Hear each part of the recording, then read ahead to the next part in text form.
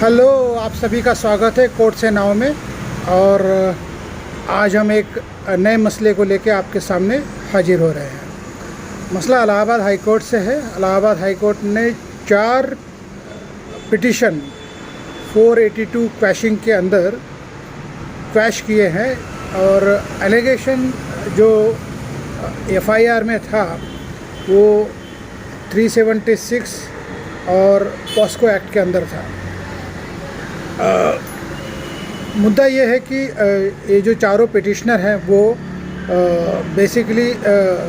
उनके ख़िलाफ़ district court में मुकदमे चल रहे थे रेप केस और पॉस्को एक्ट के अंदर। और हुआ यूँ कि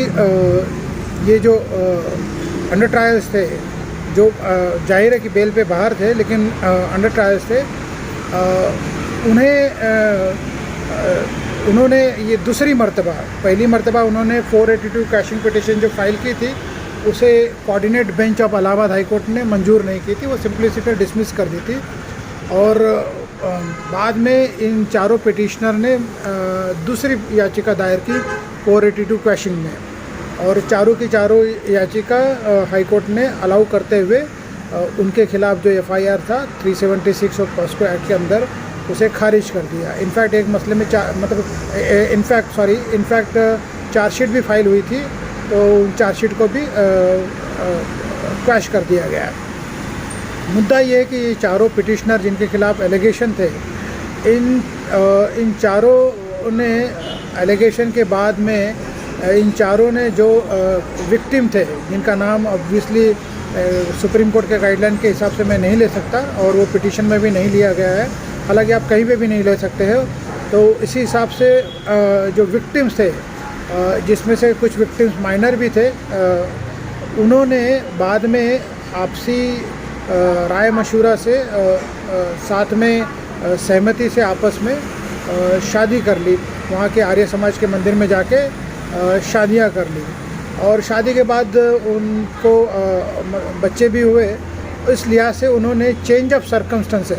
यानी जो पहले जब पिटीशन फाइल की थी तो इस तरह का सर्कमस्टेंसेस नहीं था, लेकिन जो दूसरी बार जो पिटीशन फाइल की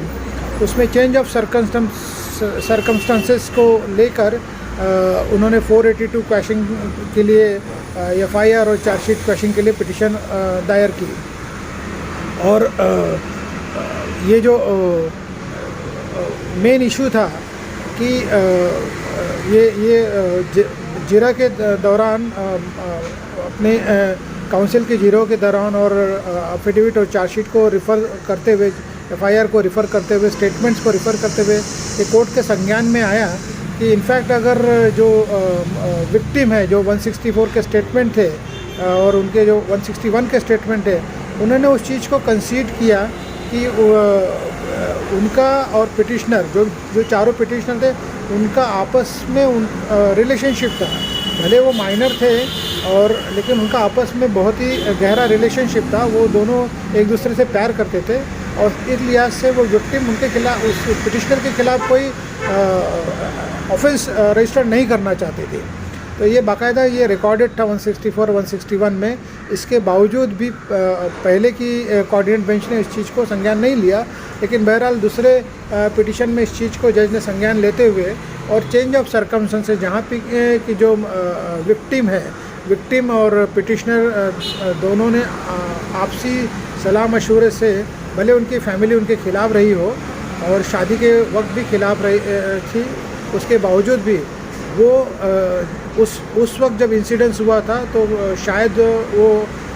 एक दो पिटिशनर जो थे, वो एक दो विक्टिम जो थे वो माइनर थे, लेकिन बाद में इवेंचुअली उन्होंने मेजॉरिटी एज अटेंड करने के बाद में शादियां कर ली और शादियों के बाद उनके बच्चे भी हो गए। बच्चे भी मतलब 2-4 साल की उम्र से लेके 8 साल की उम्र तक के उनके बच्चे हो गए। तो इस लिहाज से कोर्ट ने इस चेंज ऑफ सर्कमस्टेंसेस को एक्सेप्ट करते हुए उन चारों के खिलाफ जो मुकदमा था, चार्जशीट और एफआईआर था 376 और पॉस्को एक्ट के अंदर, वो खारिज की। और ये निर्णय देते हुए कोर्ट का मानना ये था कि कोर्ट एक स्ट्रिक्ट मैथमेटिकल व्यू से नहीं जा सकती है जहाँ पे मतलब आप एक स्ट्रिक्ट मैथमेटिकल व्यू बना लो कि विक्टिम की एज क्या थी उस वक्त, जबकि आपको एक लार्जर व्यू देखना पड़ेगा जब दोनों पिटिशनर और विक्टिम अपने डीप रिलेशनशिप में और कन्फेस रिलेशनशिप है, एडमिटेड रिलेशनशिप है, कोई उसमें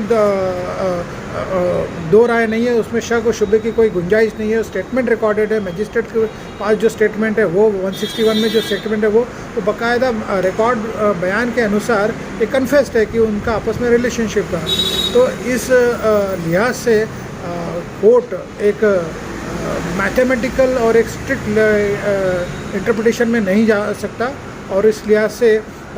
इनके खिलाफ जो मुकदमे दायर थे उन्हें खारिज करना ही इस चेंज ऑफ सर्कमस्टेंसेस में उचित रहेगा, क्योंकि अब ये लाइफ में आगे बढ़ चुके हैं और ये अब पति पत्नी के रूप में, ये चारों पिटिशनर पति पत्नी के रूप में, और इनके बच्चे भी जो है इनके भी फ्यूचर का सवाल है, इनकी भी लाइफ का सवाल है। लाइफ में ये आगे इतना मूव ऑन हो चुके हैं कि उसको रेट्रोस्पेक्टिव व्यू से, एक क्लोज व्यू से, एक क्लोज्ड आई से देख नहीं सकते। तो इस लिहाज से कोर्ट ने ये उचित माना कि चारों याचिकाएँ अलाउ की जाए और जो भी इनके खिलाफ 376 और पॉस्को एक्ट के अंदर जो भी मुकदमे चल रहे हैं उसे खारिज किया जाए। ये तो कोर्ट का व्यू था। अब यहाँ पे एक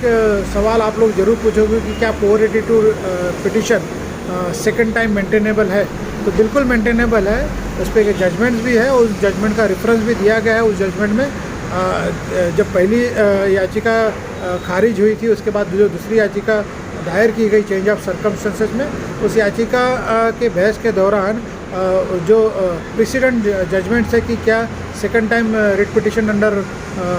आर्टिकल 482 अंडर सेक्शन 482 मेंटेनेबल है, तो बाकायदा सुप्रीम कोर्ट के जजमेंट्स है, व्यू है इसके पहले की कोर्टों के कि बाकायदा दूसरी पिटिशन मेंटेनेबल हो सकती है चेंज ऑफ सर्कमस्टेंसेस में। तो उसमें तो कोई दो राय नहीं थी। सिर्फ ये मसला ये था कि क्योंकि दोनों विक्टिम और एक्यूज़ दोनों मूव ऑन कर चुके हैं, दोनों अभी जॉइंटली अपनी लाइफ को लीड करना चाहते हैं, फ्यूचर में अपने बच्चों को वो एक अच्छी ज़िंदगी देना चाहते हैं। उस वक्त जो हादसा हुआ था वो उसको भूल कर वो दोनों अपने निजी ज़िंदगी में इतना आगे बढ़ चुके हैं और आपस में एक वैवाहिक संबंध में जुड़ चुके हैं, एक पारिवारिक संबंध में जुड़ चुके हैं। इस लिहाज से ये मुकदमा कंटिन्यू रखना कोई सही बात नहीं होगी। इसके बावजूद कि उनके परिवार का उनका विरोध है, वो एक अलग मुद्दा है, लेकिन ये अब दोनों एडल्ट हो चुके हैं और ये अपनी ज़िंदगी में साथ में अपनी ज़िंदगी गुजारना चाहते हैं अपने बच्चों के साथ। तो इसमें कोई शक और शुबा नहीं होनी चाहिए कि ये केस जस्टिफाइड केस है 482 के अंदर, और इस तरह से चारों याचिकाएँ अलाउ करते हुए चारों मुजरिमों के खिलाफ जो भी FIR थे 376 और पॉस्को एक्ट के अंदर उसे खारिज कर दिया गया। ये हो गया एक मुद्दा जो कोर्ट के लिहाज से था। अब मेरा अपना एक व्यू है जो मैं शेयर करना चाहूँगा कि पॉस्को एक्ट के अंदर बहुत स्ट्रिंजेंट प्रोविजंस है, उसमें कंसेंट नाम की चीज़ का कोई लेना देना नहीं है। अगर कंसेंट है भी तो उसे माना नहीं जाएगा। तो ऐसे में क्या इस तरह के मुकदमे बाद में मेजर पिटिशनर और विक्टिम अपने मेजॉरिटी एज में अटेंड करने के बाद वो ये क्लेम करे कि उनका आपस में लव अफेयर था और वो आगे लाइफ में बढ़ना चाहते हैं और अपनी ज़िंदगी साथ में गुजारना चाहते हैं। इसके लिए जो मुकदमे पॉस्को एक्ट के अंदर पहले दायर हुए थे उसी विक्टिम के थ्रू जो वो क्लेम कर रही थी उस वक्त, तो क्या ये इस तरह के जजमेंट एक कॉन्ट्राडिक्टरी व्यू नहीं बना रहे हैं, जहाँ पे एक इशू है कंसेंट का और पॉस्को एक्ट के अंदर माइनर के कंसेंट का कोई मतलब नहीं होता। माइनर के कंसेंट के बावजूद भी पॉस्को एक्ट इतना स्ट्रिंजेंट है कि मुकदमा कंटिन्यू रहता है और अपने लॉजिकल कंक्लूजन तक उसे कंटिन्यू रखा जाता है। तो मैं कोई व्यू नहीं रखना चाहता हूँ, मैं एक जस्ट सवाल खड़ा करना चाहता हूँ कि ऐसे कई मुकदमे होंगे जहाँ पे जो विक्टिम है जिसने मुकदमा जब दायर किया, हो सकता है वो 16, 16.5, 17, 17.5 साल की हो, 18 से कुछ 2-4 महीने, 6 महीने, साल भर कम उम्र हो, और मुजरिम भी जो हो वो भी 18 के नीचे या 18 के आसपास, या उसकी इतनी उम्र हो कि वो एक रिलेशनशिप क्या होती है, एक लव अफेक्शन क्या हो सकता है, एक फिज़िकल रिलेशनशिप, मेंटल रिलेशनशिप क्या हो सकती है, इस चीज़ का जहन उनके पास ज़रूर होता होगा। इसके बावजूद अगर वो मुजरिम इस तरह के माइनर जिनकी उम्र भले 16 से लेकर 18 के बीच में है और विदाउट कंसेंट, ऑब्वियसली अगर कंसेंट है भी, अगर वो फिज़िकल रिलेशनशिप में आ जाते हैं और पॉस्को के बाद पॉस्को एक्ट के अंदर अगर मुकदमा दर्ज होता है बाद में उसी विक्टिम के थ्रू, तो क्या ये सही होगा उनके मेजॉरिटी एज को अटेंड करने के बाद में वो दोनों आपस में सहमति जता के और अपनी चीज़ों को अपनी सहूलियत के हिसाब से रिज़ॉल्व करते हुए मुकदमे को वापस लेना चाहे विक्टिम, और कोर्ट इस तरह के मुकदमे फ्यूचर में अलाउ करे, तो इससे जो माइनर के कंसेंट का जो पॉइंट ऑफ व्यू है पॉस्को एक्ट के अंदर, स्पेशली उन केसेस में जिसमें विक्टिम की एज 16 से लेकर 18 के बीच में है, जहाँ पे वो इस चीज़ को समझने लायक है कि रिलेशनशिप, इंटीमेसी, फिज़िकल रिलेशनशिप क्या चीज़ है, तो क्या ये डिबेट नहीं अपने आप में फ्यूचर में आएगा कि कंसेंट, माइनर की एज को माइनर चाइल्ड के ऑफेंस से रिलेटेड कंसेंट का क्या महत्व रहेगा, स्पेशली पॉक्सो एक्ट जो इसके अदरवाइज़ आर्गूमेंट और डिबेट कहता है कि कंसेंट माइनर का लाजमी नहीं है और वो उसका कोई मायने नहीं रखता। तो मेरा अपना एक व्यू था कि इससे किस तरह से फ्यूचर में ट्रीट किया जाएगा। हालांकि ये इलाहाबाद हाई कोर्ट का